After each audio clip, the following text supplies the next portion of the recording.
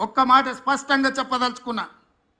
77 సంవత్సరాల స్వతంత్ర భారతదేశంలో ఏ రాష్ట్రం కూడా 31,000 కోట్ల రూపాయల రుణమాఫీ చెయ్యలేదు.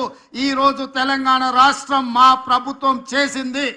ఇది దేశ చరిత్రలోనే రికార్డ్.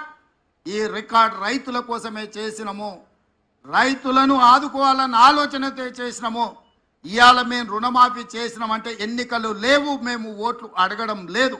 ఎన్నికలు ఉన్నప్పుడు ఓట్లు అడిగినప్పుడు రాజకీయ పార్టీలు ఇట్లాంటి నిర్ణయాలు చేస్తాయి తప్ప రాజకీయ ప్రయోజనం లేకుండా రైతు ప్రయోజనం కోసం ఎప్పుడు జరగలే.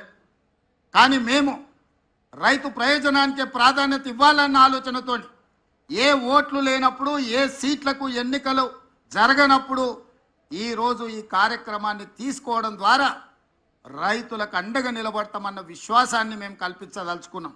ఈరోజు ఇంత మంచి కార్యక్రమాన్ని ఆలస్యం చేయొద్దు. 2 వారాలు కూడా పూర్తి కాలే.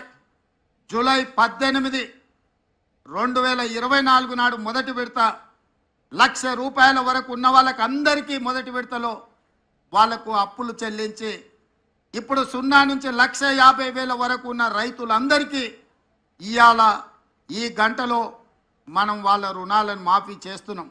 నెల తిరగక ముందే 0 నుంచి 1,50,000 వరకు ఉన్న దాదాపుగా 18 లక్షల మంది రైతుల రుణాలను మాఫీ చేసి మా చిత్తశుద్ధిని నిరూపించుకున్నాం.